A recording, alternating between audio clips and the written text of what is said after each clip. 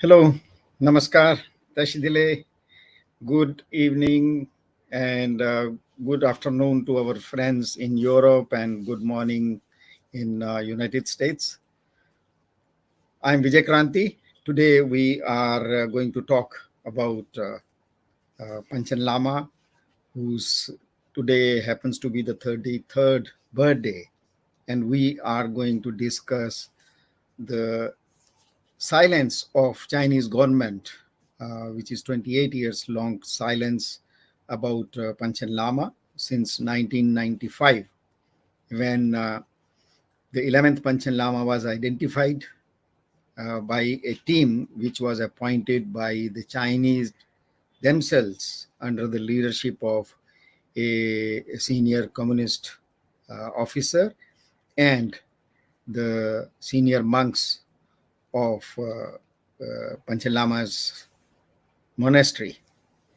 But as everybody knows, after that, the Chinese government arrested that 5-year child, Gedun Chuki Nima, who was selected as the 11th Panchen Lama and was endorsed officially by His Holiness the Dalai Lama from exile in Dharamsala in India.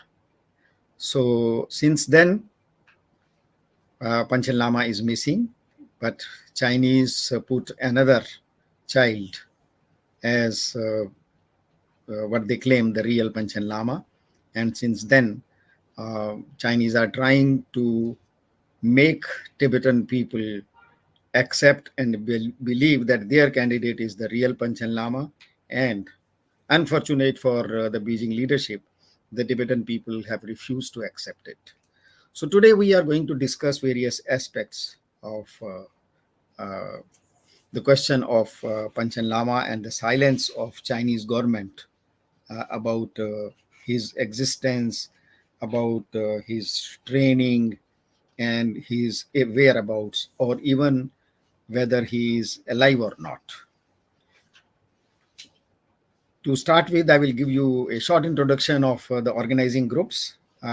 This webinar series today completes its first year, the series on Tibet, and this will be 12th webinar in this series.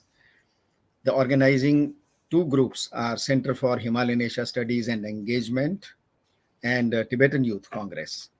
The Center for Himalayan Asia Studies and Engagement is a think tank which is focused on understanding issues which are impacting the countries and societies in and around Himalayan Asia region. And it's a platform for exchange of knowledge, views, and perspectives among Indian and international experts, Tibetan experts, researchers, writers, advocacy groups, all those who take keen interest on various aspects of political, social, economic, and strategic developments in this region. And the second organizer is Tibetan Youth Congress. As everybody knows, TYC is the largest and the oldest socio-political organization of Tibetan diaspora. Currently, it is the third generation of Tibetan youths who were born in India in exile, who are leading Tibetan Youth Congress. And we have Mr. Gompo Dondup as our co-organizer, who is the president of Tibetan Youth Congress. He is with us. Mr. Gompo, he is the president of Tibetan Youth Congress. And one thing about Tibetan Youth Congress is that in addition to being the largest organization of Tibetan diaspora, it is, if I can use the term, nursery of training for new leadership. And if you go into the history of exile Tibet, you will not be surprised to see that almost every leader, right from the ministers to Kalantripa or the new Sikyong or senior officers, they have got their training by working in Tibetan Youth Congress as volunteers. And So we have today three speakers, very prominent speakers. Our first speaker will be Geshe Lhakdor. Geshe Lhakdor, everybody knows, is a very prominent scholar of Tibetan diaspora. He is currently the director of Library of Tibetan Works and Archives. So welcome Geshe Lhakdorji to this platform. Um, Geshe Lhakdor is a Tibetan Buddhist scholar of international repute who has co-authored and co-translated so many books on Tibetan Buddhism. He has the distinction of being the personal translator, interpreter of His Holiness the Dalai Lama. And he has translated several books of His Holiness himself from English to Tibetan and from Tibetan to English. And some of those books are, which are very popular. They include The Way to Freedom, The Joy of Living and Dying in Peace, Awakening the Mind and Lightening the Hearts. So welcome Geshe Lhakdor to this forum. Thank you. Then we have another old friend, Mr. Kai Muller. Welcome, Kai. Kai Muller is the executive director of the International Campaign for Tibet in Germany, and he is holding this position since 2005. He coordinates ICT's United Nations related advocacy and has testified before the parliaments, especially the European Parliament and the United Nations human rights bodies. By training and by his education, he is a jurist and a social scientist with the specialization in social studies, political science, and public administration. And as we all know, the International Campaign for Tibet promotes the self-determination and human rights of Tibetans, and it maintains offices in Washington, D.C., Brussels, Berlin, and Amsterdam. So welcome Kai Muller to this today's webinar. Thank Uh, you. Thank you. We have our another prominent speaker, a very well experienced speaker, Eleanor Bern Rosengren.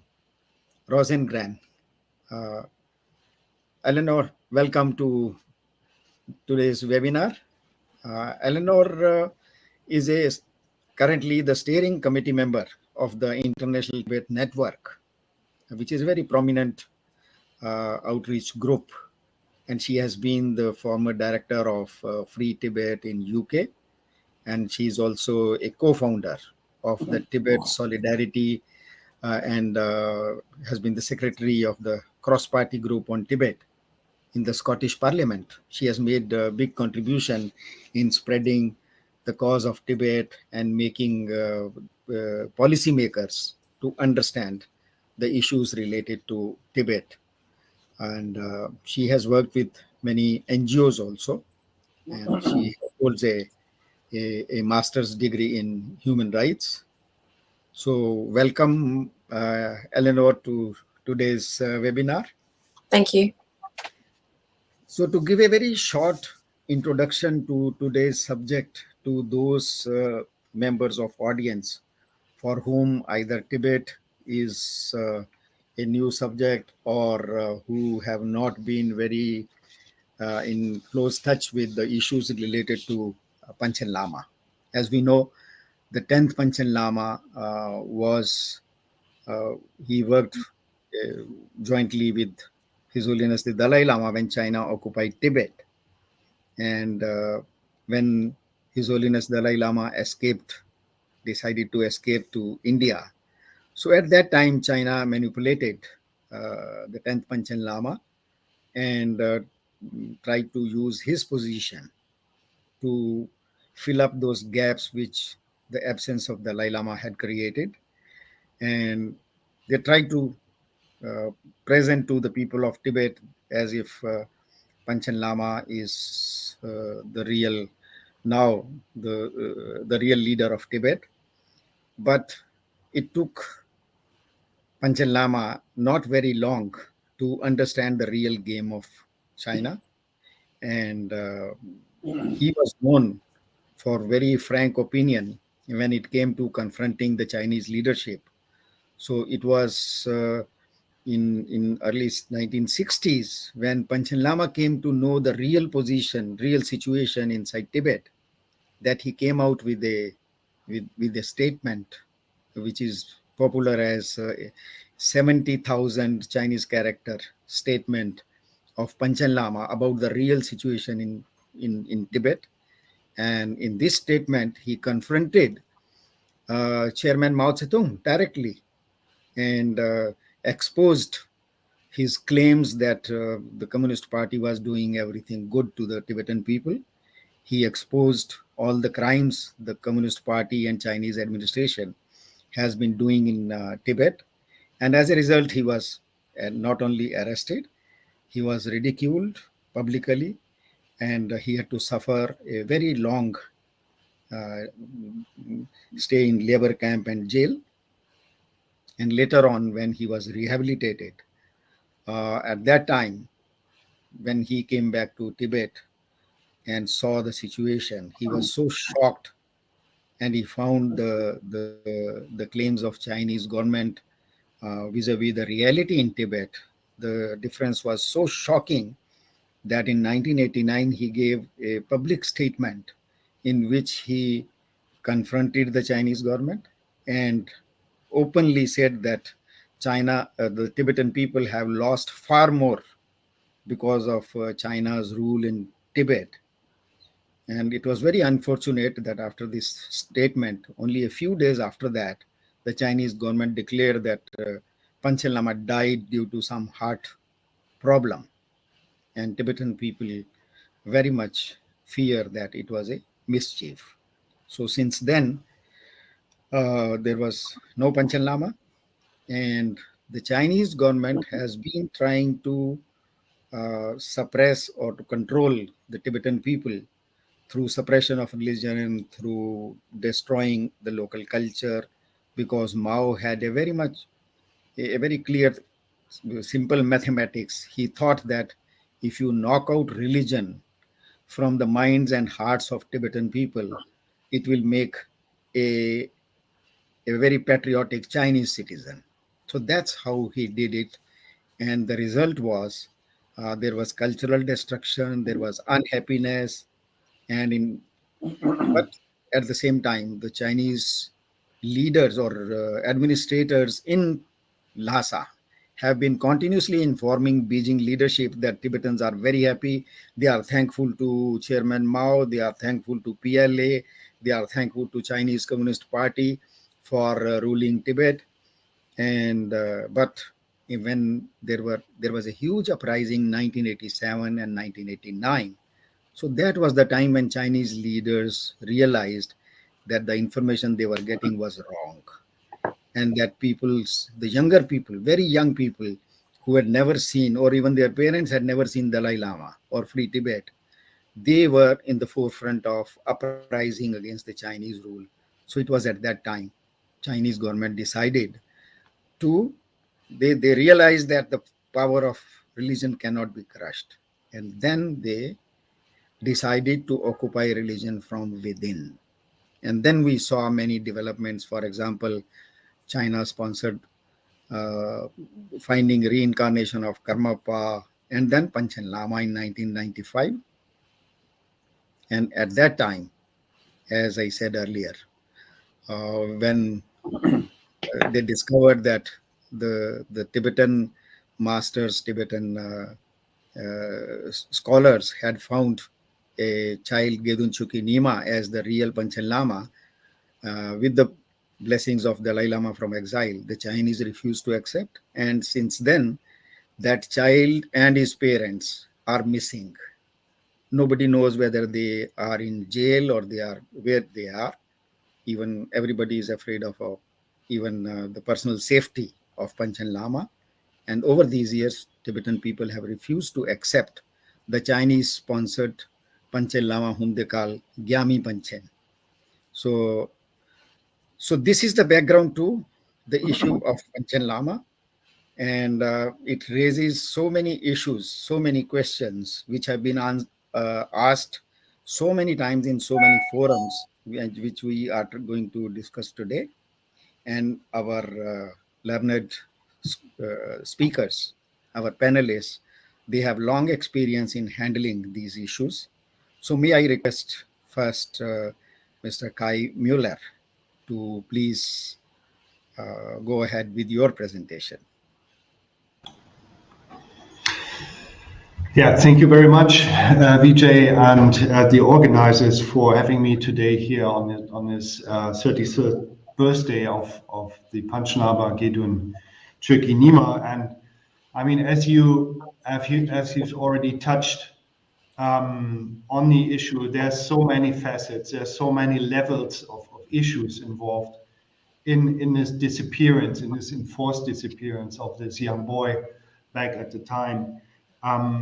That it would be actually a variety, several of such webinars. I also, given that also the other presenters, the other panelists here are also going to extend on the issue exhaustively, hopefully, or in their, from their perspective. I just want to focus on a certain question, and that has got to do with the question of legitimacy of CCP rule. Also connected to that, actually, one might ask, why is the CCP so stubbornly holding on to its positioning with regard to the Panchen Lama? And I would like to tweak a little bit what you've said, Vijay, with regard to the response by the Chinese government, because it's right and it's not right to say, in a way, that the Chinese government has been silent on this, because they have said something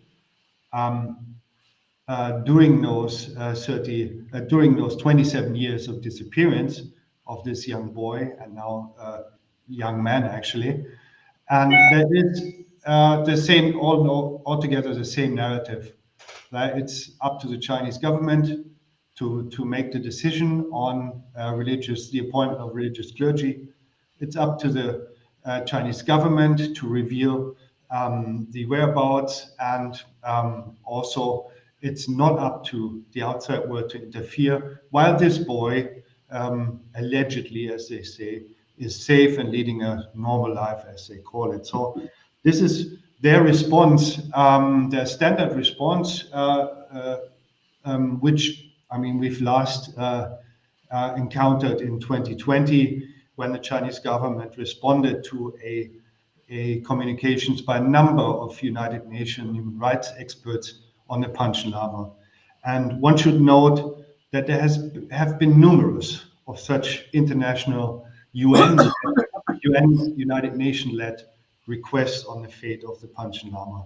So one may ask, why are they doing this, actually? And I mean, we need to really bear in mind that many of the narratives, aka propaganda, of the Chinese Communist Party are aimed at establishing or creating the image of legitimacy of their rule in Tibet. Take for example, or look at the narrative of progress. Look at the narrative of liberation. Yeah, and this, all of which is being pushed, particularly in the international community, in the international public, just to justify their rule there in Tibet. And in the same category, I would tend to view their positioning on a Panchen Lama. So legitimacy, if you look at it from a political scientist perspective, it means you need it to justify coercive power, and you need it to create political authority. It's not merely procedural, just because you can enforce it, but it's connected to values. It needs to convince people actually to what establishes the foundations of your political authority. And this is why the CCP desperately goes at great lengths to claim legitimacy in Tibet. And actually, this is the reason for the stubborn insistence, which I have have just referred to with regard to the fate of the Panchen Lama. And it is indeed, if you look at it in detail, it is a paradox. It is in part nonsensical even. Let's look at the two paradoxes here. The Chinese government claims to be the authority to rule over religious rights, claiming to be the authority, in our case, on how to recognize religious leaders according to the principles of reincarnation. How can an atheist government claim to have such authority, one may ask? And secondly, and this is maybe more important, it goes more to the core of this paradox, is the fact that the CCP claims to have the authority over the inner workings of a religious group. In fact, over millions of religious practitioners. One would expect, on the other hand, that an atheist government, as we know it from the Soviet Union and their suppression of the then Russian Orthodox Church, that such an atheist government would be determined to reject any religious thought and institutions. But none of this is the case, quite the opposite. It is a frantic, in my view, a frantic approach to intervene in the system of reincarnation in the case of the Panchen Lama, and it does not make sense from their inner, their inner logic of the ideology of the CCP. Why is that? Why are they doing this? Because, in my view, the Panchen Lama represents an idea that is challenging the CCP rule. And this is a specific Tibetan idea, because Tibetan Buddhism represents a core tenet of Tibetan society, which through its philosophy, culture, and ethics, and through its leaders, take for example also His Holiness the Dalai Lama, is very much different from what the CCP perceives as being political authority, as being rule, as being as a society from which rule is formed or derived from. The Tibetan Buddhism there distinctively presents a different position. It is the other, if you may call it like that, in the view from the CCP, and that's why it's so challenging. This is a challenge. The case of the Panchen Lama is a challenge. And in my view, it is therefore no surprise that this other needs to be brought into conformity. And the medicine prescribed by the CCP is what we can view as or hear as the notion of sinicization. And it is very interesting. Sinicization is an idea that has been brought up by the CCP fairly recently in their expressed ideology, in language, in rhetoric, since 2015, 2016. But if you look at this case, I mean, one may expand it to the entire issue of Tibet even. Sinicization has always been there. And also, to that extent, the Panchen Lama has been a case of enforced sinicization for a long time in itself. But the legitimacy that the CCP projects is flat and hollow. It is without values, and it cannot convince. And one example for this lack of a convincing nature of this rule is the fact that there is a fake Panchen Lama, as you may call it, a young man, Gyaltsen Norbu, who is traveling around as being picked a certain time ago by the CCP. He's a member of China's top political advisory body, the Chinese People's Political Consultative Conference. He rarely so gives interviews. He's being sent around in Tibet every once in a while to visit monasteries. He's being there received. He's there being received. Maybe Geshe Lhakdor can tell us a little bit more about this later on. I'd be very interested to hear his take on how Tibetans view this fake Panchen Lama, if you will. And if he speaks to to the public or to the Chinese state media. He says something like, as in 2021, as he told Xinhua that his understanding of the current state of affairs is that Tibetan Buddhism will adapt to the conditions, as he put it, of a socialist society with Chinese characteristics and move towards Sinicization. So here we have somebody who fully endorses the party line. For me, it's clearly visible that Tibetan Buddhists in Tibet, in monasteries and in Tibetan communities, do not respect him as Panchen Lama. I would not know of any reverence shown to him anywhere apart from the one that is expected to be shown by the Chinese authorities in Tibet. For me, the Panchen Lama is the embodiment of the failure of legitimacy, because the real Panchen Lama, GENDHUN CHOEKYI NYIMA, represents this said challenge to the rule and authority of the Communist Party in Tibet. He embodies an alternative to the system installed by the CCP on the plateau. In this, the disappeared Panchen Lama shares a similar fate. In fact, compared to all of those who represent ideas that challenge authoritarian and even totalitarian rule in this world.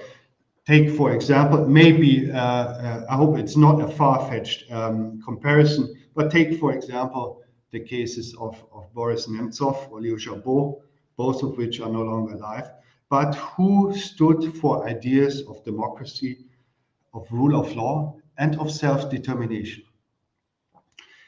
In the case of Tibet, coming back to the notion of legitimacy, one may wonder and be very skeptical of such ever being achieved, given these circumstances, with the many paradoxical policies applied by the CCP in Tibet. The Panchen Lama is one of those, and this is what makes his case politically still so relevant.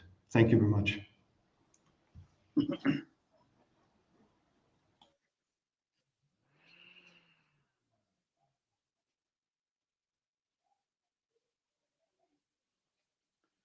Can't hear you. I'm sorry, I forgot to unmute. Yeah, thank you, Kai, for your focus on a few points, of which one point is that the government-sponsored Panchen Lama, the Gyami Panchen, is embodiment of the failure of the Chinese policies or Chinese attempt to sinicize Tibet. This is a problem which, of course, has reduced or rather hurt the credibility of Chinese government. And the other thing which you pointed out, that the Tibetan people, in spite of whatever pressures or whatever propaganda of Chinese government, the Tibetan people have refused to accept or endorse the Chinese-sponsored Panchen Lama. That itself shows, in my view, it shows that people's resistance against China is alive. People of Tibet have refused to endorse the Chinese rule, even if, as you said in the beginning, they claim of bringing in prosperity and development and liberation. So thank you very much for this perspective. And now may I request Geshe Lhakdor, who is a Tibetan, a very well-known scholar. So we would love to have a Tibetan perspective on how China is handling this issue and the implications the disappearance of Panchen Lama are there. We would love to hear from you. Okay. Geshe Lhakdor. Okay. So first of all, I would like to thank the Himalayan Asia Studies and Engagement and Tibetan Youth Congress for organizing this webinar to examine why Xi Jinping and Communist Party of China are afraid of a stolen child, with my fellow panelists, Kai Muller and Eleanor. I would like to express my appreciation to Kai, Eleanor, and Vijay, and all of those who may be listening to this, watching this webinar, who have been supporting the Tibetan cause for a long time. I want to echo His Holiness the Dalai Lama's statement, where he repeatedly said that those who support the Tibetan cause are not necessarily pro-Tibet and anti-Chinese. They are pro-justice. I think this is very, very important to know. In my own case, I've been talking to many people while trying to gather their support. I have been telling them that if you support us today, this will also support the longevity of life of humanity altogether. If you don't support us today and let Tibet die, then this will leave a very bad precedence. Next time, if people talk about supporting some others, they might say, who have supported the Dalai Lama and the Tibetan people when they were faithfully following the path of nonviolence for 50 years? Probably there is no incidence in the history. If there are, then still not many who had completely followed the path of nonviolence. So therefore, supporting Tibetan cause is supporting nonviolence, supporting human decency, and supporting democracy and so forth. So it is from this perspective that I would like to also thank my fellow panelists and others who have been for so many years seen the just cause of the Tibetan people and supporting it. Let me just try to say a few things which I really would like to remind people that this question related to the Chinese government, how should we see what is happening, not only between Tibet and China, but whatever is happening with China, with whatever country and whatever people. So we need to have a larger perspective of the Chinese, especially the communist Chinese government's way of doing things. Number one, I would like to cite this quotation from Mao Zedong, who said, political power grows out of the barrel of the gun. So that is what they believe in. Still, they follow that, as you see right now what is happening. I don't have to go into this detail. That also reminds me the last meeting of His Holiness the Dalai Lama with Mao Zedong, where he warned His Holiness Dalai Lama about religion by saying that both Mongolian and Tibetans are poisoned by religious practice. That's their belief. And of late, other communist leaders also said, cut the head of the snake. So that means, do away with His Holiness Dalai Lama, do away with Buddhism, then the solution is found there. So this is what they believe. So we need to see everything from that perspective. As I said, for me, now I'm not an expert or a specialist, studying what is happening in China, but what has happened to me in childhood when I had to leave my country, when I was around 7, 8 years old, the experience of that. Then the experience that the Tibetans, hundreds and thousands of Tibetans experienced since then until today. As Kai has mentioned, even today, in this period of globalization, and people are talking about globalization, living in harmony, democracy, and so forth, they are talking about Sinicizing everything. without showing any respect to the Tibetan way of life, Tibetan identity, Tibetan culture. So sinicize basically means toe the line of the Communist Party. As simple as that, whatever name they give. And then also, if you see the continuous destructions of the holy places and temples, imprisonment of well-educated senior monks, not only monks, even if somebody is a great singer, they feel threatened. This is what the communist government is doing, not only with the Tibetans, but with everybody, including their own Chinese people, including the Chinese businessmen. We know all that. This is their way of function. So how can you believe them believing in reincarnation, which is related to the question of recognition of the Panchen Lama? Even if they try to say this on the basis of the so-called golden urn, they have no idea what they're saying, but they repeatedly talk about selecting things through golden urn. So I want to mention here today, if that is the case, then you have no right to meddle with the reincarnation of the 10th Panchen Lama, and also what you are planning now about the reincarnation of the 14th Dalai Lama, and even this 14th Dalai Lama. Both the 13th Dalai Lama and 10th Panchen Lama were not selected based on golden urn. If you go to the root of the history of this so-called golden urn, there was a time when the Chinese had a little bit more influence in Tibet because of some other reasons. I don't want to go into detail.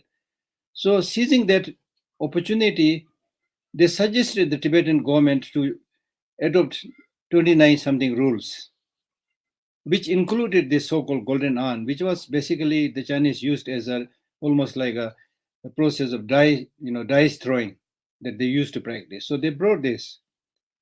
And because of that relation at that time, the Tibetan government did not right away refuse, but they did not also practice that selection through golden urn faithfully. On few occasions, they use it just almost like in a humoral way. Okay, so now since the 10th Panchen Lama is not selected through using the golden urn, and not only that, they wanted to, as Vijay bravely mentioned, they try to use the Panchen Lama, to play their politics. And when that selection was not very successful, I'm talking about the selection of the 10th Panchen Lama after that passing away of the 9th Panchen Lama, when they were trying to use that opportunity, they were able to clearly see that Tibetans will not recognize it. And then Taishilabo Monastery and the Chinese government also had to contact His Holiness the 14th Dalai Lama to get his approval, to get his recognition. So that was not elected through golden urn. And then in the case of the 13th Dalai Lama, when the 13th Dalai Lama went to Mongolia because of the Chinese influence and so forth, they said the 13th Dalai Lama is not the right Dalai Lama, he's a fake Dalai Lama, he should be dethroned, he should be scrapped of his position. That's what they said. Now, if they don't believe in the 13th Dalai Lama, how can they believe 14th Dalai Lama as the reincarnation of the 13th Dalai Lama? If they don't believe 13th Dalai Lama and don't also believe the 14th Dalai Lama, the present 14th Dalai Lama, they call him a wolf in the sheep's cloth, counter-revolutionary, all the bad things. So why they are interested in selecting his reincarnation, which they are already planning? So these are jokes. These are big jokes. The only thing is they have the power. So they are using power. By all means, they are using power in every sphere, every field. So I don't have any trust in what they say. This is not just me not trusting, but how they manipulated all the neighboring countries and the small countries all over the world, and how they are losing their trust today. As clear as that. But to focus more on the religious aspect, if you are interested in selecting the reincarnation of the high Tibetan Lamas, then you should honestly, sincerely believe in future lives. Do you think the communist government believes in future lives?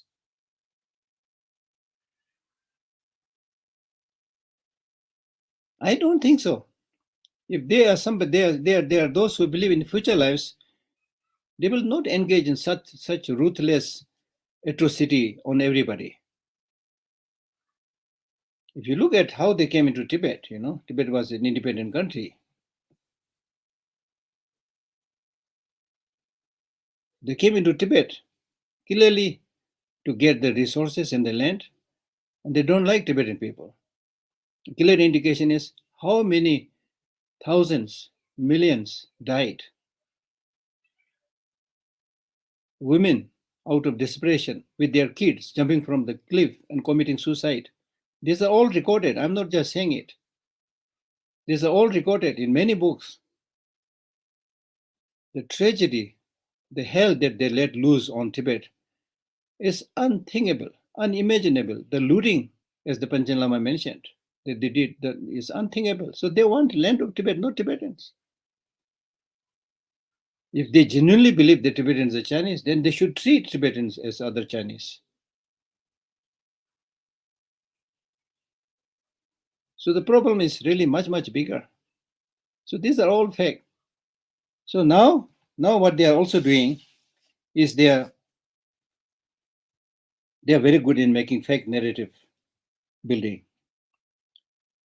And they are very concerned about building the image and talk about the positivities of Chinese policies and the great things that they have done in Tibet and so forth.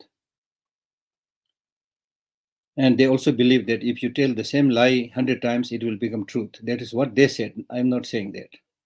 This is how they do. Use gun and tell lie 100 times. It will become the truth.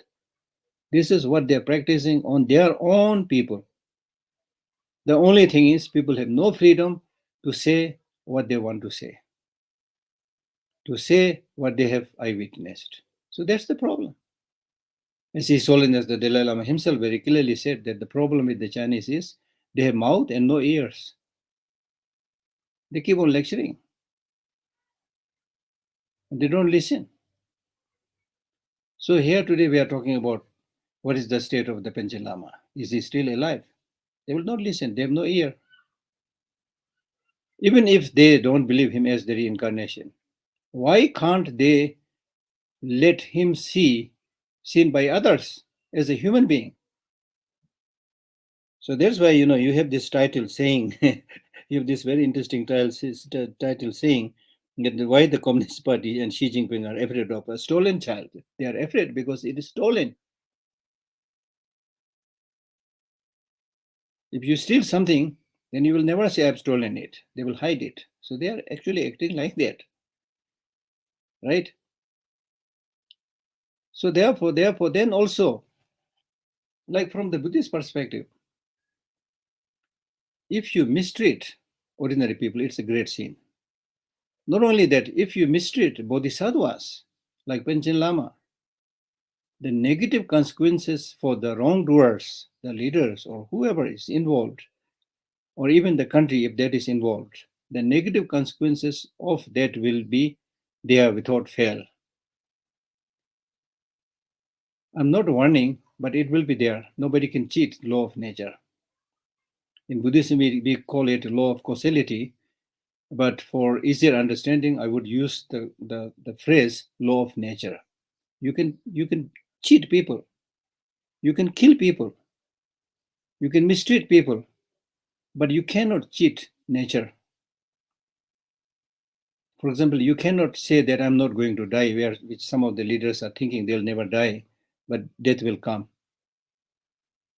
There's law of nature. So they don't believe in these things. So I'm really concerned. In a way, I'm concerned. I'm sorry that they're so ignorant. They don't think, they can't think about the negative consequences that they will have in the future. That's 100% sure it will come. It may be famine, it may be flood, it may be, anything, it will come. So therefore, what I really want to say is, atheist communist government, meddling, atheist means non-believers meddling in religious decisions, especially decisions related to past and future lives.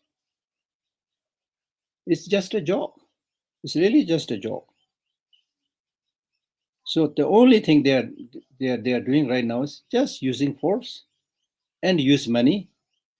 Now China is aggressively focusing on controlling all the reincarnation, especially the reincarnation process of the current 14th Dalai Lama, by building global credibility and support around the same through its faith and Buddhist diplomacy on the foreign front. And this is done to exercise greater control over Tibet. Nothing to do with the religion, nothing to do with the benefit for the Tibetan people.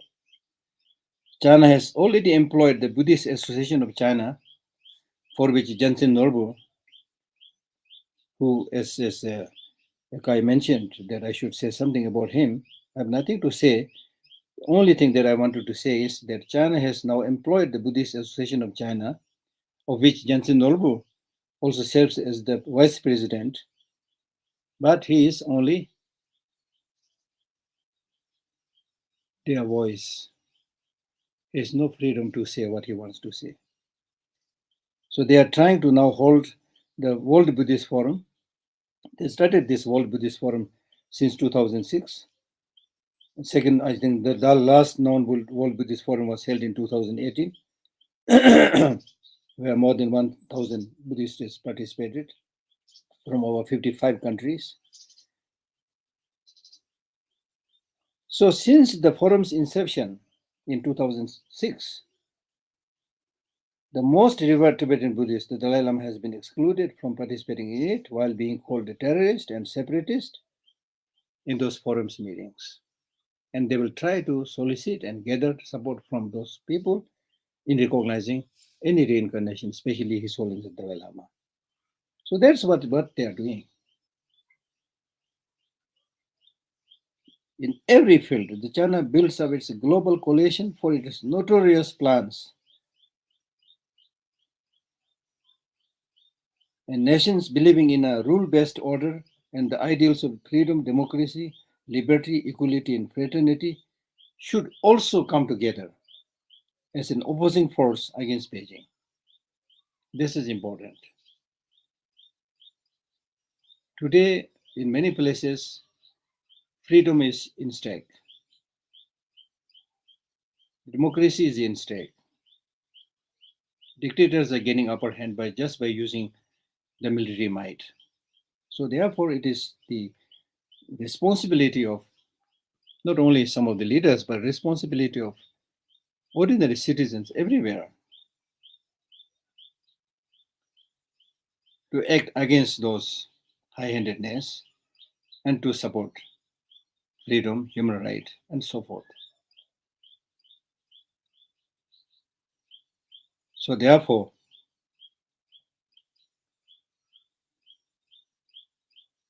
I would like to conclude just by saying that it's not only the question of selection of the Panchen Lama,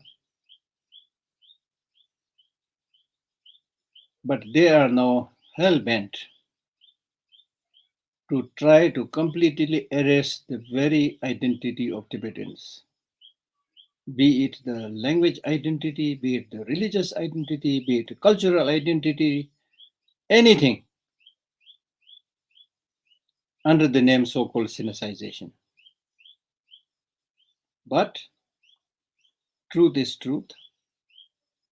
Law of nature will prevail. As a Buddhist, that's my fundamental belief. So at the end, I pray that NYIMA Panchen is still alive. But if you're a believer in some of these true teachings, then these great reincarnates, whether they're alive or not alive, they will do their work. I remember very clearly when I was working in the office of His Holiness Dalai Lama, a journalist came and asked me a very intriguing question by saying that the Panchen Lama is a highly spiritually evolved person. Isn't it? He said. I said, yes. then why he is now in the prison? Then I answered by saying that you never know what great work they will do by remaining outside the prison or inside the prison. So similarly today I would like to say, whether they're alive or dead, they will do their work. Whether he's alive or not alive, in prison or freedom, whatever, today, almost all over the world, people have some idea about what has happened to Panchen Lama. And through that, global consciousness awakening about what has happened in Tibet, the operation injustice that is done to the Tibetans by the Chinese is becoming clearer and clearer, and Tibetans are getting more and more support. Whereas the Chinese government, despite its ruthless operation, despite its spending money like water, they are not very successful. So that is the difference between truth and lie. So I pray that CHOEKYI NYIMA is still alive, and it is important for all of us that we should not let the human conscience die. Thank you very much.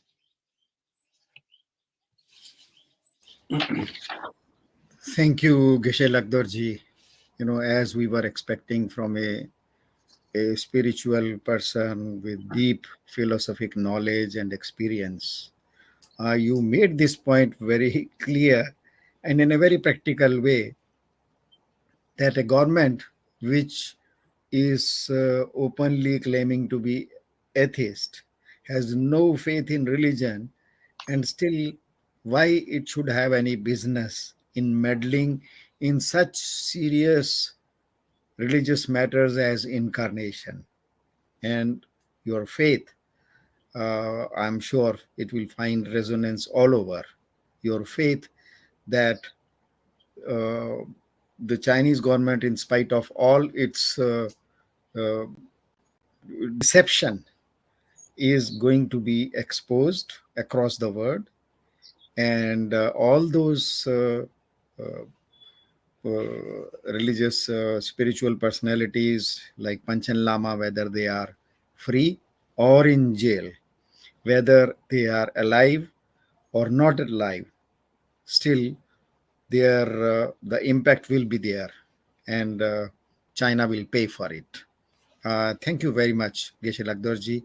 And now we are coming to another personality who has very practical uh, experience of dealing with the Tibetan issue on political levels, on social levels, and she has been engaged very deeply in reaching out to policymakers, opinion makers in Europe. So we have Eleanor with us. So Eleanor, we would love to have the benefit of your active experience on the issue of Tibet in Europe, please. Thank you, Vijay, and thank you for having me on the show today. And thank you to Kai and Geshe Lhakdor for your earlier presentations. So the Panchen Lama is a person, obviously, but is also a concept and a cause. And many of the people who are part of the Tibet movement feel very strongly about him, about his kidnapping, about his safety, and his current whereabouts.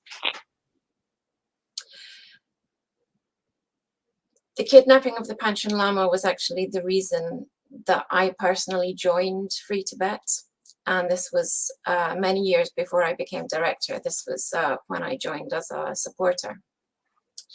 And I was in a small town in northern India, living amongst Tibetans when he was kidnapped. So it was something that I've always felt quite personally connected to.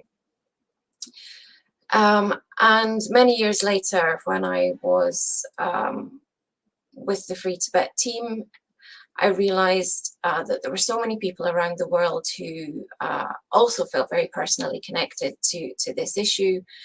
And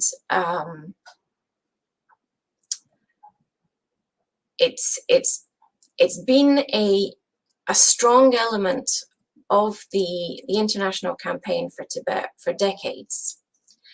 But it's also been a very difficult element. And the reason that it's difficult is that we have so little information.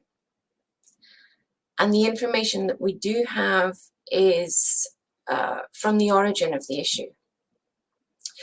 So we know that he was kidnapped, we know that he was taken. We even have China's admission of what they did, because a number of UN committees and special procedures and working groups have all looked into this, and China has admitted to the UN that they took the Panchen Lama as a child, they took him with his family. They have not tried to hide this or deny it. They've been quite blunt about it. They've said that they did it for his own safety. That's where we get into the territory of being unable to believe what they say or accept their position. But that is all that we have, because they've done a very good job of keeping him hidden and preventing any information about his current situation from leaking out of Tibet or China, because we don't actually know where he's being held. And it reminds me a little bit of some other cases where political prisoners who are very influential have been kept in remote locations. In some cases, we've received information about prisoners who've been kept essentially in hideouts in the mountains at very high altitude, places where it's physically difficult for anyone to reach that place or to communicate with them. So it's possible that the Panchen Lama has been held in such a location for decades. It's also possible he's been sent to live with another family and essentially brainwashed. Similar thing could have happened to his family, but all of this is speculation. We have very little in the way of proof or evidence beyond their admission of the original kidnapping. So campaign groups around the world try very hard to deal with this gap in information. And there are repeated efforts to think of new ways to look at the issue, new ways to get attention for his case, and new ways to present it to the public as well as to policymakers. We've actually done quite well in terms of getting policymakers on board, and by we I mean everyone who's involved in campaigning for his release. I know of some governments who regularly add the Panchen Lama's name to their lists of political prisoners who they are concerned about when they have a dialogue about human rights with China.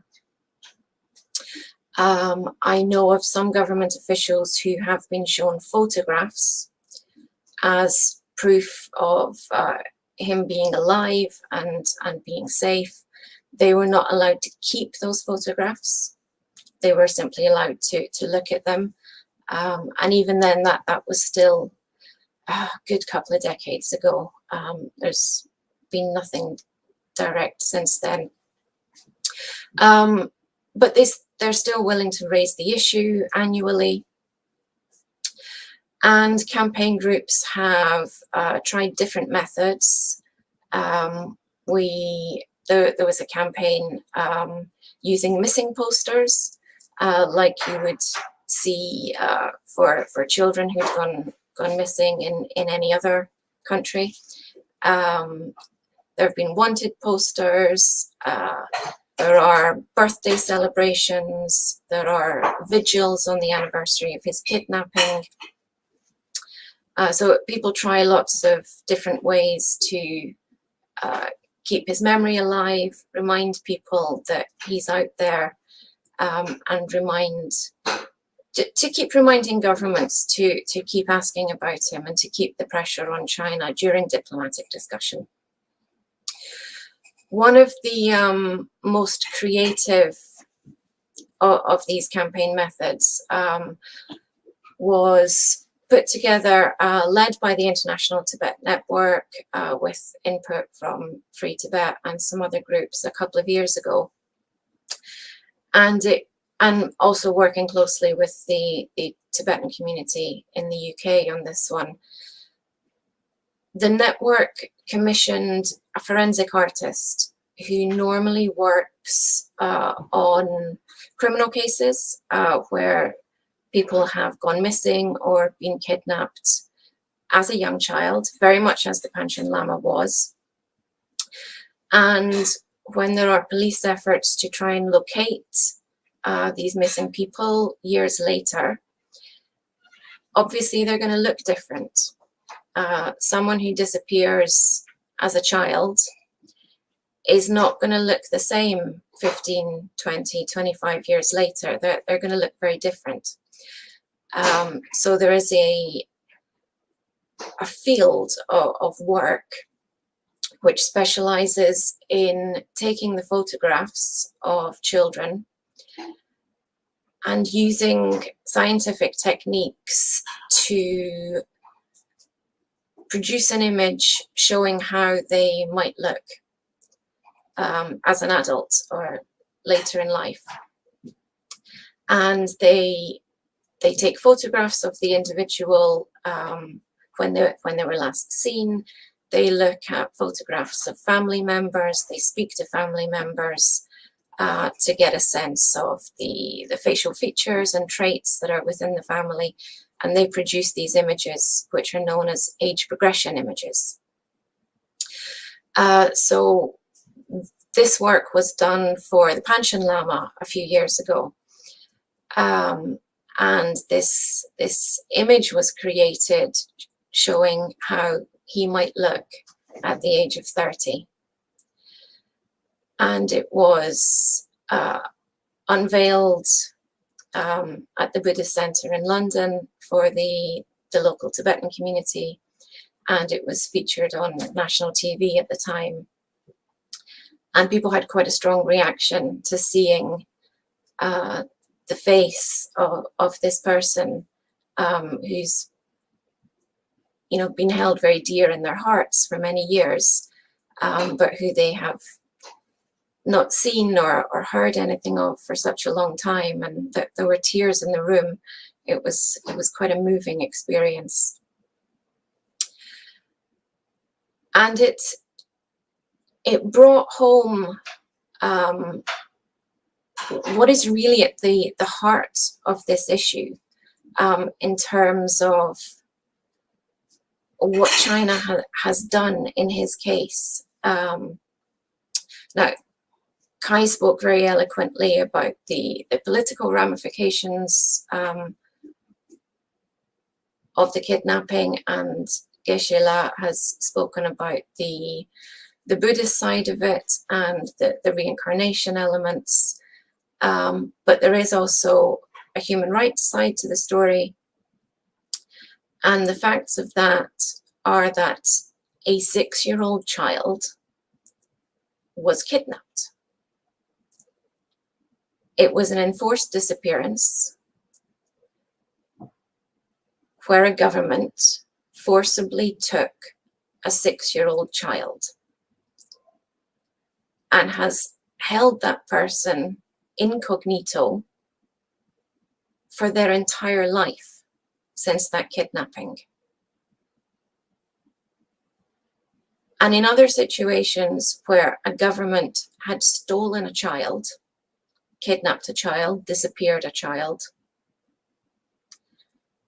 we would be outraged and horrified by that, even without there being the other political and religious elements to that.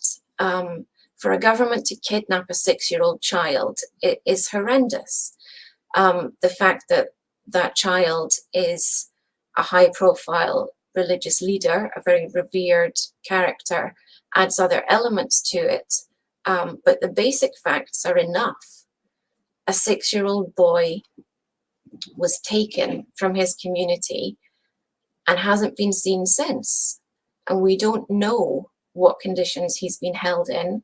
We don't know whether he's been tortured or mistreated, or if he's living in physical comfort but has been brainwashed.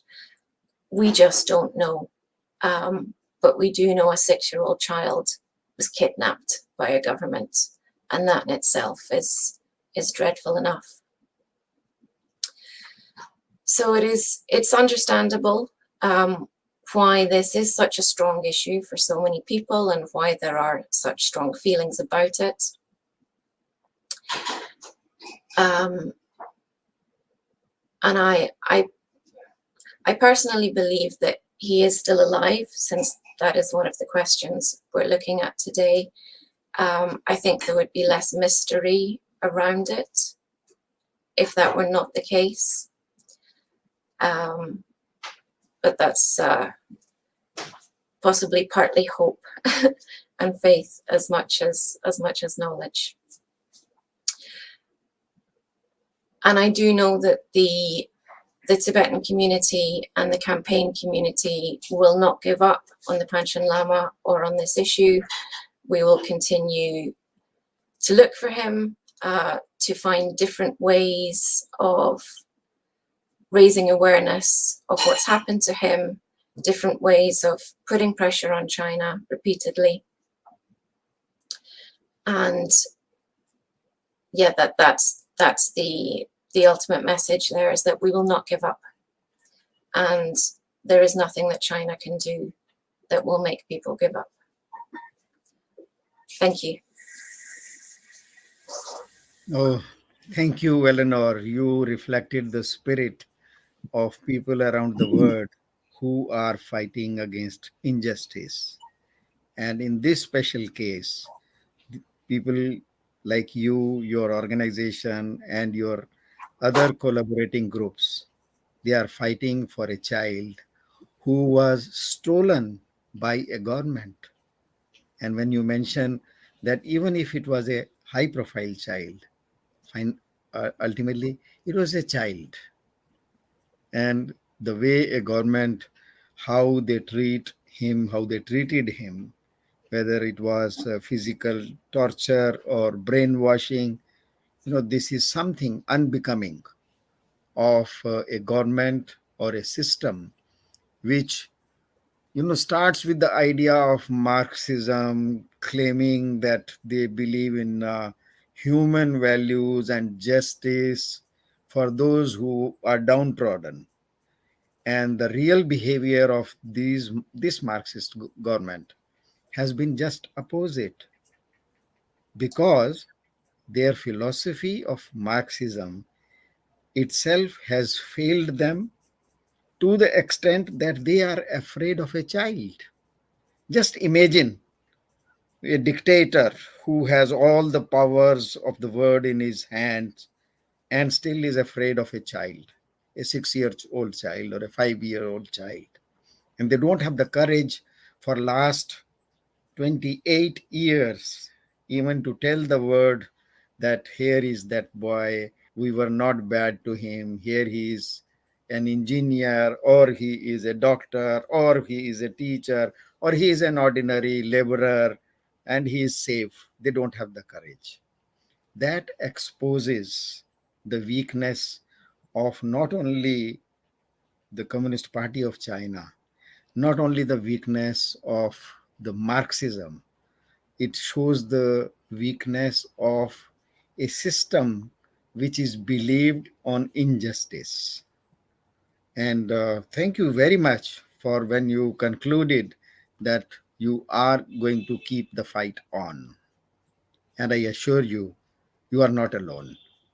In the whole world, there are, in almost every country, there are so many people who are with you and who are fighting for justice in so many ways, and especially for a child who has been stolen by a government.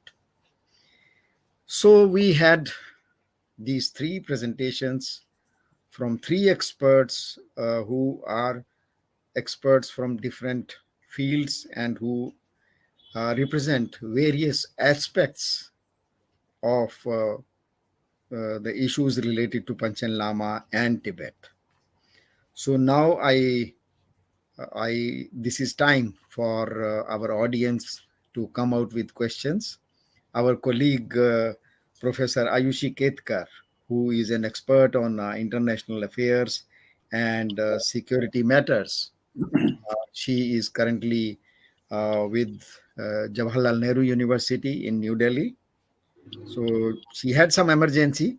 She had to drive from her office to home. I hope she is right now available. Ayushi, are you there? Good evening, sir. I'm very much here. Wonderful. Can you hear me? Yes, we hear you very well. My only, pardon me for not being available in the video form because I'm stuck up in a very bad traffic jam. But I've heard the discussion and I have noted the questions from the audience and from various scholars that have come across the globe. Yeah. So if you don't mind, I can ask the questions. Yes, please go ahead. Ask your questions. Thank you, sir.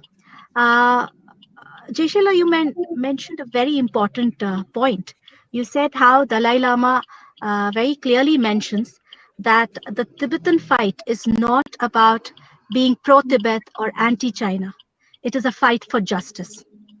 So that's a very, very pertinent point that you've mentioned here. And my question to you is, in a world full of injustices, where do you see this fight for justice heading?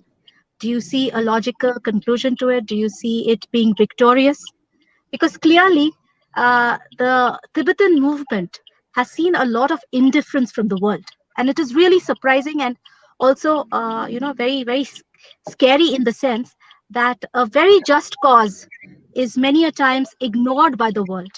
We take up lesser causes, but when it comes to the Tibetan movement, it's clearly a victim of indifference. So that is my question to you. Kai sir, it's wonderful hearing you once again. The question for you is, where do you see this politics of reincarnation going? Because, if we look at politics by itself, this was supposed to be, especially the formation of nation state system, was a result of a clear delineation between politics and religion. But again, we have come down to that state where religion and politics is so intricately woven that, now we see governments talking about reincarnation or wanting to take control of reincarnation. So what are your views about it? And Eleanor, for a wonderful activist like you, I wish you all the success, and you're doing great work. And people like you and Vijay Kranti sir, I think movements survive because of the passion that you show and the intensity with which you carry these movements. But, this is a question to both of you. China is a country with extremely deep pockets, and it believes in dead diplomacy. So in this entire movement, where do you see issues of human rights, like, the whereabouts of Panchen Lama? You've rightly said, Vijay Kranti sir, that at least is he alive or dead? That is something that the world needs to know. I mean, and China is not even doing that. Look at the way it is blatantly, running short over all humanitarian human rights issues. There is absolutely nothing that China is following. So with the kind of clout that China holds, both in terms of financial clout and the military clout, do you see, uh, you know, spiritual leaders like Panchen Lama being lost to this ruthless power called China? So, So yeah, let us start with the Geshe Lhakdor. yeah, let me answer this, try to answer this. You see, it is probably not true to say that it is only Tibetans who are left and people don't pay attention only to the case of Tibetans. You may be saying this because probably you may be a good supporter of the Tibetans. but generally speaking, you need to, again, as I said, you need to see things from a larger perspective. If you see things from a larger perspective, then human mind is basically dysfunctional. So there is a need to have, global, consciousness awakening. That is very much needed. Now, to explain this with an example, for example, it's nothing but human nature that you will not, extend your hands and you will not go out help others unless you have started, suffering, or unless you have sensed that very soon you are going to suffer. Only then people will wake up. Now, for example, in the reason that, like, even in one country, for example, how much attention do we pay to the poor people? We easily pay attention to the rich people. The government will pay attention. The others will pay attention. Although they don't need attention, they have everything. But we need to pay attention to the poorer people. So how much attention are we paying, even in one country? So this is human nature. This is human nature. So therefore, it is important to have a global kind of awakening of the global consciousness. Is very, very, very important. Okay. So therefore, in the case of the reason that there was negligence is one, they want to make connection to a more powerful country at the sacrifice of smaller country, because there is more chances of doing business and more chances of visiting and touring that country, small things like that. So therefore, China has a much market area. Tibet doesn't have that. That's one reason.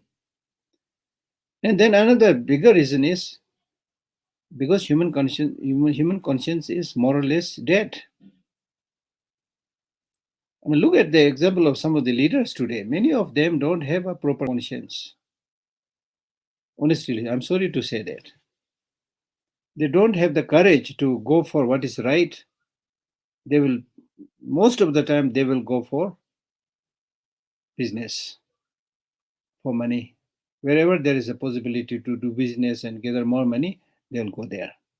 Wherever there is less risk for their country, more advantage for their country, they will go there. So there's a human tendency. But there is no need to get discouraged from a larger perspective. Even if the whole Tibet is lost, for example, there's a physical loss. There is no loss to the consciousness. It will never go away. As I said, I'm somebody who is believe in law of nature. So very soon, when you do wrong things, in Hindi में हम लोग बोलते हैं ना, जब पाप के गठरी भर जाता है, पाप का गठरी भर जाता है, then the country will fall, the leaders will fall. This is 100% sure. It's only a matter of time. And then the good things will come up. It takes a little bit longer time, because when you do good things, you don't harm, you immediately react negatively, you don't use weapons. So it doesn't come out so much in the newspaper. But when you kill somebody, resort to a weapon, things like that, it comes out in the newspaper. That doesn't mean that is right. So it's only a matter of time that truth will prevail. So that is my belief. In this life, next life, doesn't matter. It will come. But what is important for us is, whichever country we belong to, wherever we are living, we need to have this precise understanding of importance of harmony, importance of cooperation, importance of non-violence, and so forth. So let me give you one example, and then I will keep silent. Okay. Now, for example, in today, right now, so many countries are now waging war. throwing bomb at each other. That's their wisdom. The Buddhist wisdom says, you don't have to kill people, they will die. So from there, I hope, we will get a hint of what is real wisdom. Oh, thank you very much. When you say you don't need to kill people, they will die. I think there is one answer for China. Kai, now your turn. Yeah, thank you very much for this question. I think it's very relevant. I mean, in this case, we're looking really, as I said, at a paradox. And we're looking at an inconsistency in policy, in ideology, if we can call it ideology, what we see as political programs in China at all in the first place. It's a contradiction.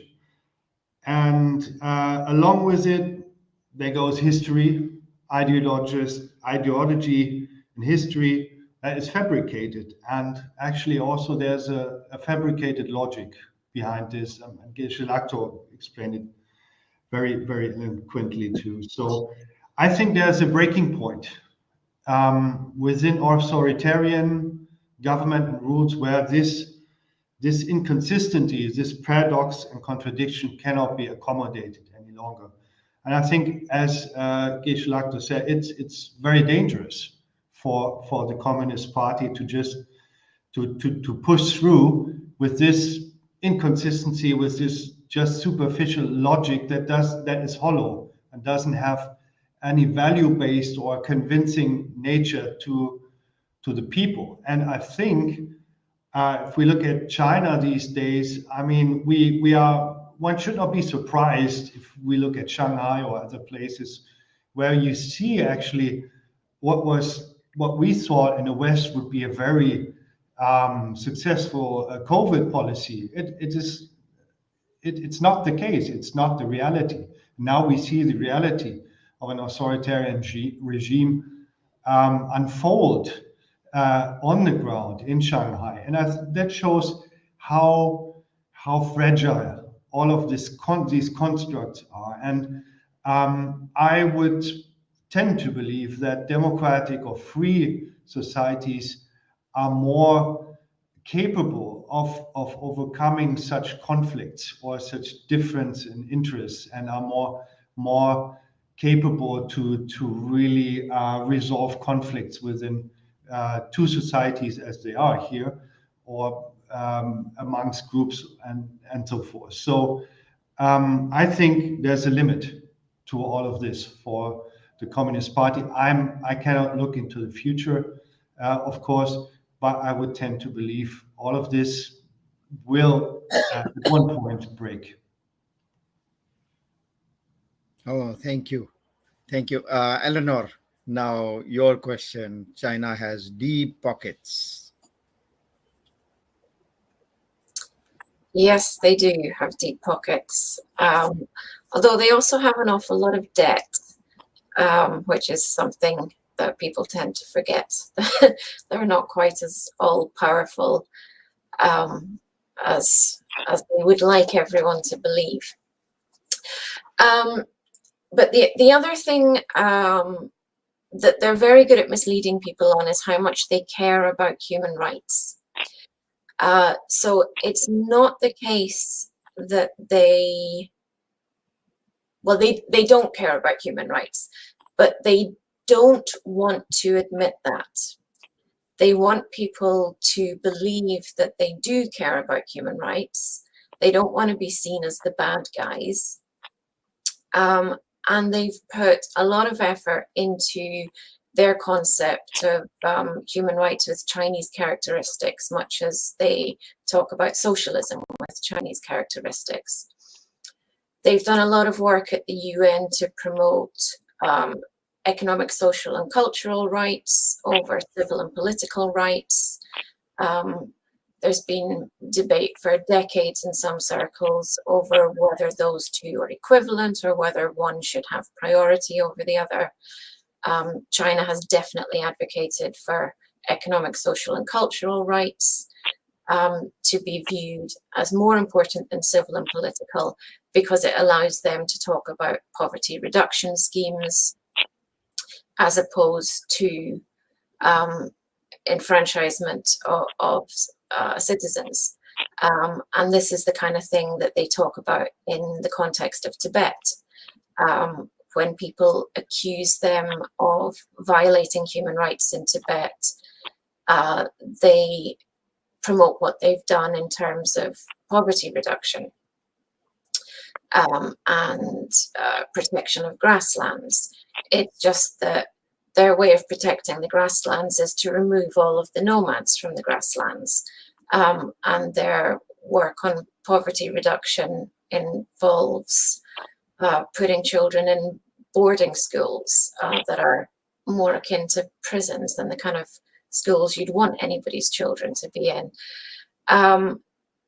So that they don't have the courage to say to the world, we just don't care about this. They want people to think that they care, but they want to promote their way of doing things and to try and win people over to their interpretation of reality, which is a horrendous prospect. And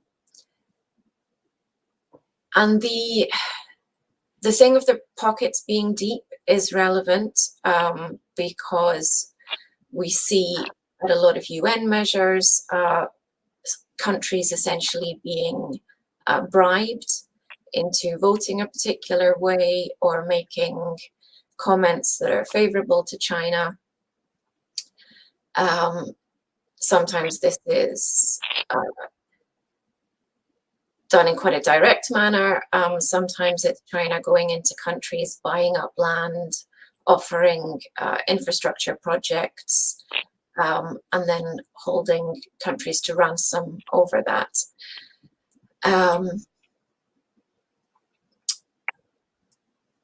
And the way to combat that is better awareness.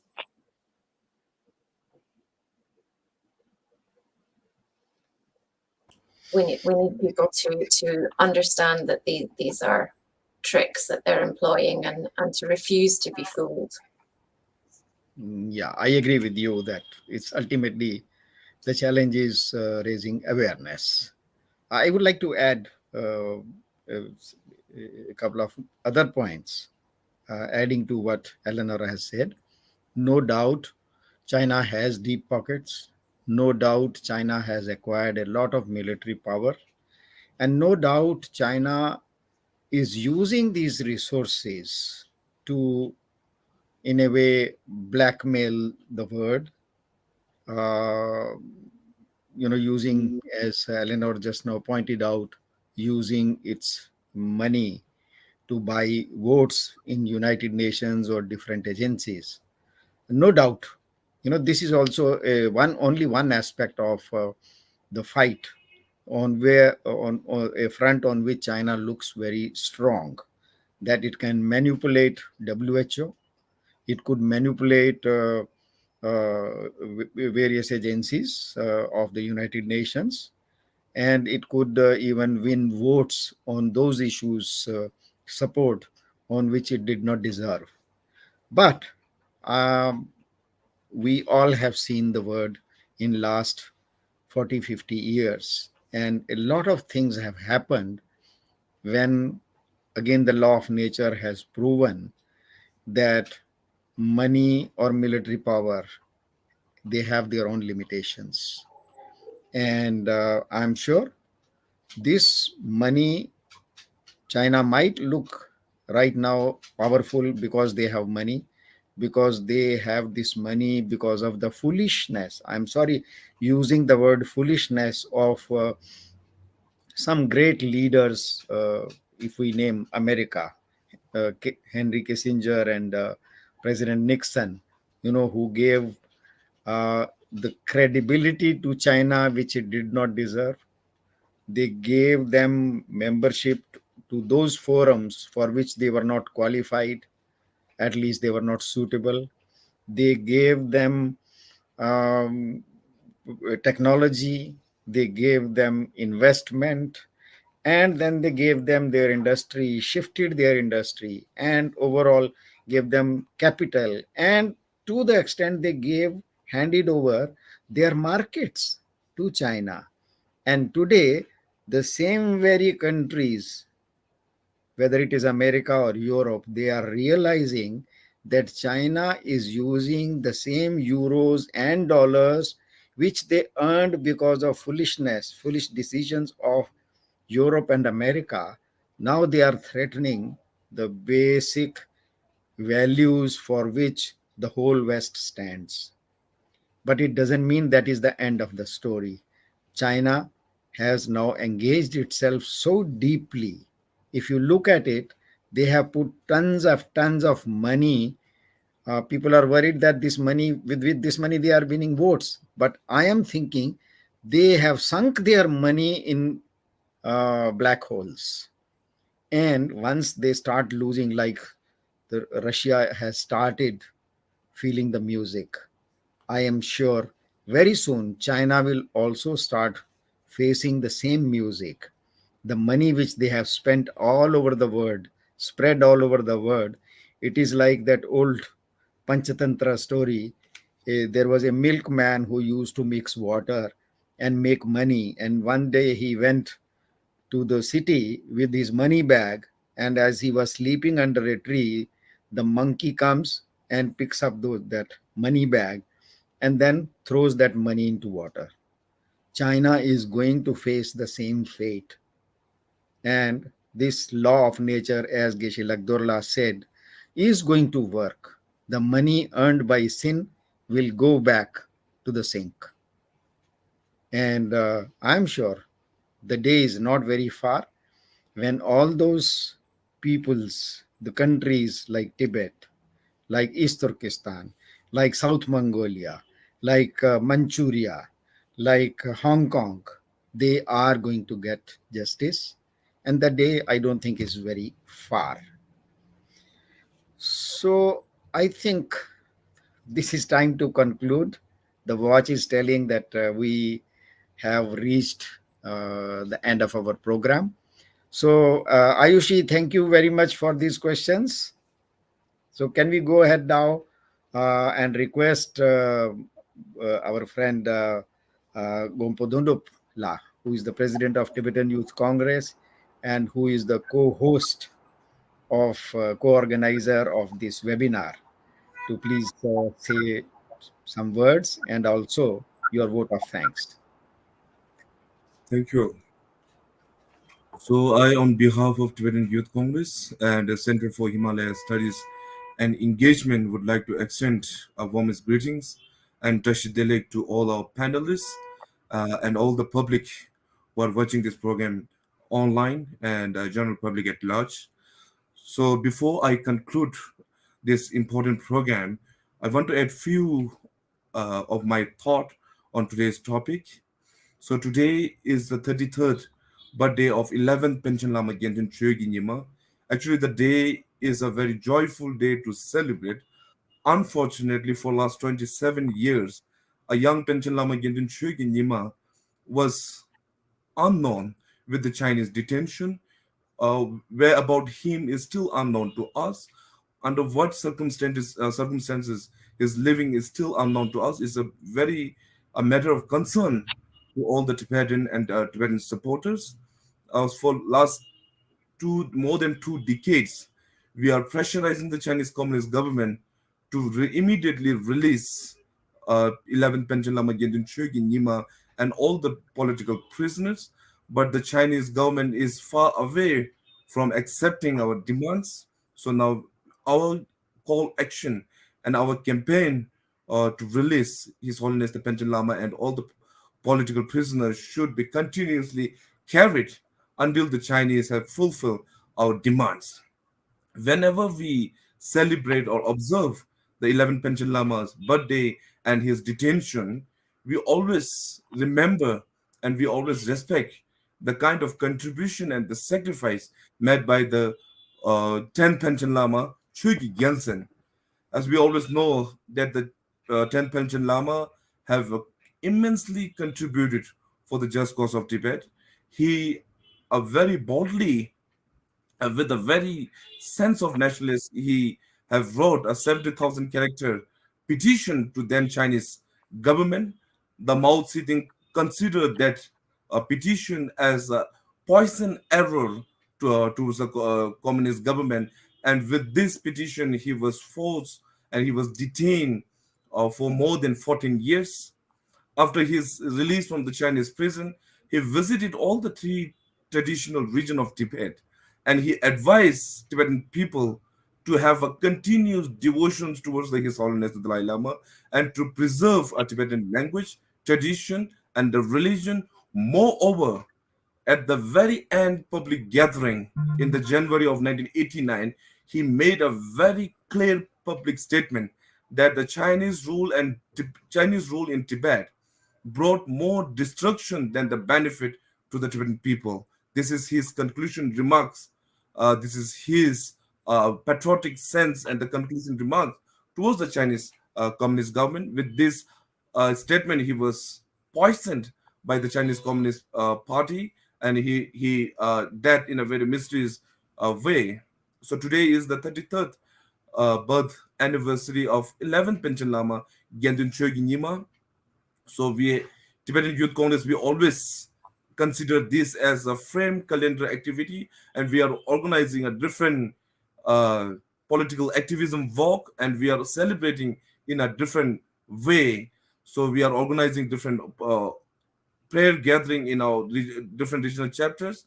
Moreover, we are doing a different lobby walk to draw support and to joint call to make China accountable and to pressurize the Chinese government to immediately release Panchen Lama and all the political prisoners.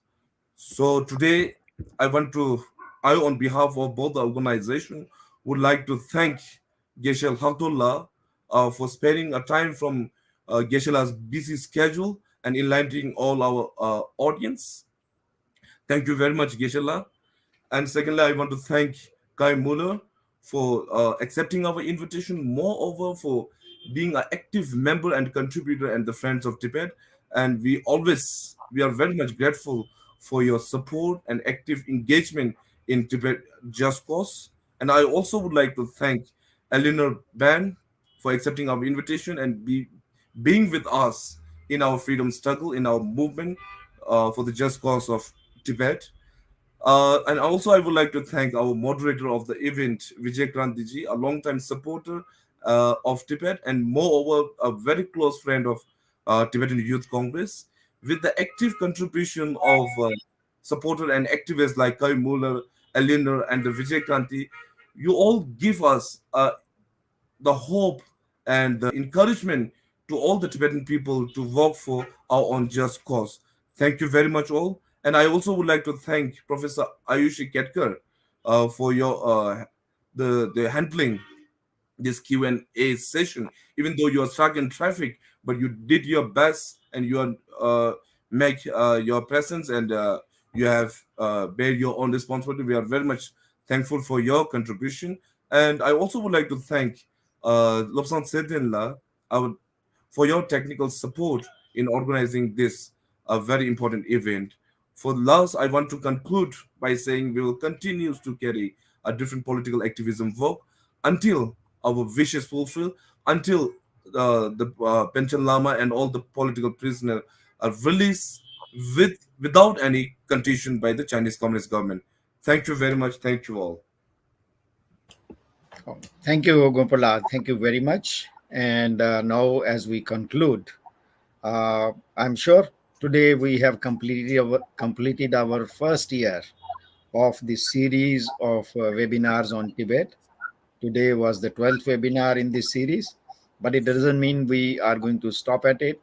Very soon we are going to meet you with another subject, and I hope one of our next subjects will be the genocide, the cultural genocide being committed by China in Tibet, in Xinjiang, in South Mongolia, in Hong Kong, Manchuria, and rest of the China itself.